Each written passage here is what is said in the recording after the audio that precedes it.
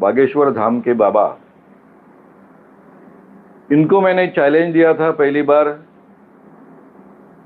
10 जनवरी 2023 में। तब भी वो चैलेंज लेने से चूक गए थे और भाग गए थे। आज ये वीडियो वितरित हुआ जो हमने अभी सुना है, उसमें वे कहते हैं कि खुजली होगी तो आप आइए, हम आपको मार्गदर्शन करेंगे। भाई बाबा, तुम्हारी योग्यता क्या? तुम हो कौन हमें मार्गदर्शन करने वाले?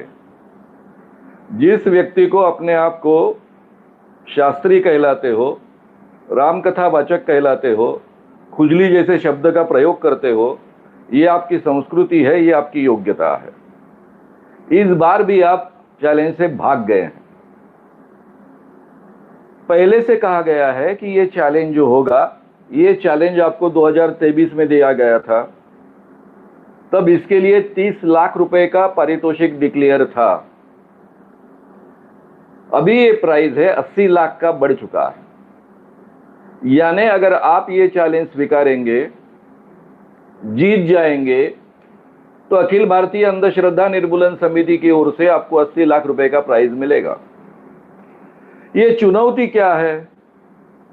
अखिल भारतीय अंधश्रद्धा निर्मूलन समिति घोषित करती है कि जालसाजी मुक्त अवस्था में किसी व्यक्ति ने दिव्य शक्ति का प्रदर्शन चुनौती प्रक्रिया के शर्तों प्रमाणित करने पर उसे 80 लाख रुपए का पुरस्कार दिया जाएगा। क्या चुनौती है? उनके जो दावे दिव्य दरबार के वीडियोज में प्रदर्शित हुए, 7-8 जनवरी 2023 में उनका जो दिव्य दरबार लगा था नागपुर में, उसमें जो दावे प्रस्तुत किए गए थे, उसके आधार पर इनको ये चैलेंज दिया गया है। उनका दावा है कि कोई भी भक्त जब उनके सामने आता है तो उस व्यक्ति का नाम, उसके पिताजी का नाम, उसका सरनेम, उसकी उम्र और इतना ही नहीं तो उसका फोन नंबर भी उनको अपने आप पता चलता है। ये उनका दावा रहा है। साथ में महाराज का दावा ये भी रहा है कि वो किसी भी भक्त के घर में जाकर कौन से रूम में कौन सी चीजें रखी है ये पहचान सकते हैं। इसका मतलब उनको दिव्य शक्ति प्राप्त है। ये दोनों चीजों के लिए उनको आह्वान दिया गया था, जो आज भी कायम है और आगे भी चलकर कायम रहने वाला है। जब तक वो जिंदा रहेंगे और अखिल भारतीय अंधश्रद्धा निर्मूलन समिति जिंदा रहेगी, तब तक ये आह्वान कायम रहेगा। जब भी उनमें ऐसी क्षमता है, ऐसा उनको लगेगा सही माने में, तब ये वो आह्वान स्वीकारे। हम आपके सामने ऐन वक्त पर 10 व्यक्ति प्रस्तुत करेंगे। उन व्यक्ति का नाम, पिताजी का नाम, उम्र, मोबाइल नंबर आपको कागज पर लिखकर देना है। उनका नाम और उम्र आधार कार्ड के अनुसार होगी, जो आगे चलकर उस पर कोई डिस्प्यूट ना हो। इसलिए पहले से ये जानकारी एक लिफाफे में सीलबंद की जाएगी। जो पंच कमेटी होगी, जो दोनों के सहमति से प्रस्तुत होगी पंच कमेटी, उनके पास में ये लिफाफे जमा किए जाएंगे। फिर महाराज के सामने जो 10 व्यक्ति सादर किए गए, उनके सामने रखे गए, उन व्यक्तियों को वे पहचानेंगे, उनका नाम बताएंगे, पिताजी का नाम बताएंगे, उनकी उम्र बताएंगे, उनका मोबाइल नंबर बताएंगे, कागज पर लिखकर। जांच कमेटी इसकी जांच करेगी। महाराज जी के सामने 10 व्यक्ति प्रस्तुत करने का जो प्रस्ताव है, उसी अनुसार पास के एक रूम में हम 10 चीजें रखेंगे। महाराज जी अपने दिव्य शक्ति से जाकर वो देख कर आए, वो 10 चीजें कौन सी है ये कागज पर लिख कर दे। वो 10 चीजें कौन सी होगी ये पहले से लिख कर भी रहेगा और वहां पर वीडियो रिकॉर्डिंग भी होते रहेगा।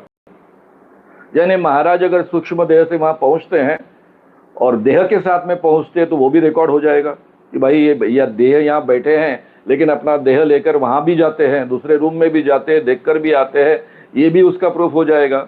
या फिर सूक्ष्म देह से जाते हैं तो भी जाकर आए तो भी ये 10 चीजें वे पहचान कर बताए।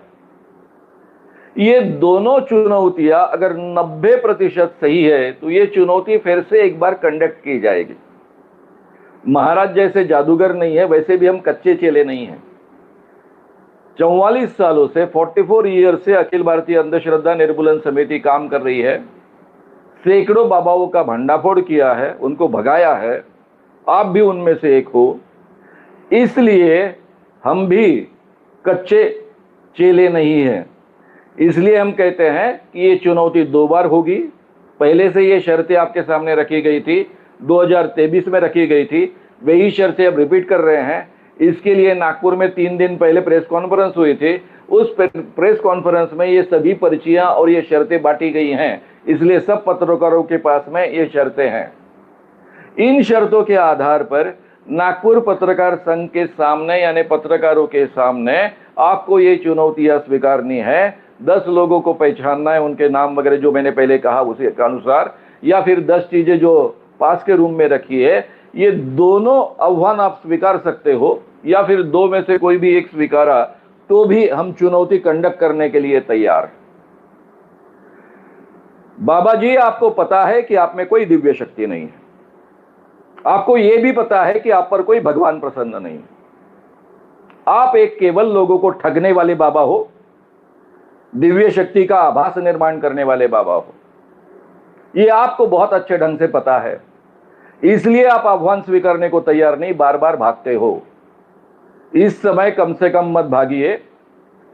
इस महाराष्ट्र के मुख्यमंत्री देवेंद्र फडणवीस आपके शिष्य है, आपके चरणों पर माथा टेकते हैं। वे गृह मंत्री भी है, महाराष्ट्र की पुलिस उनके ही अंडर काम करती है। आपको पूरी तरह से सुरक्षा दी जाएगी। पत्रकारों के सामने ये चुनौती स्वीकारिए, कंडक्ट कीजिए, ये चुनौती में हिस्सा लीजिए और फिर अपने आप को सिद्ध कीजिए। नहीं तो आप लोगों को ठगने वाले एक बाबा हो, इसके अलावा आपका कोई भी पहचान बचेगी नहीं।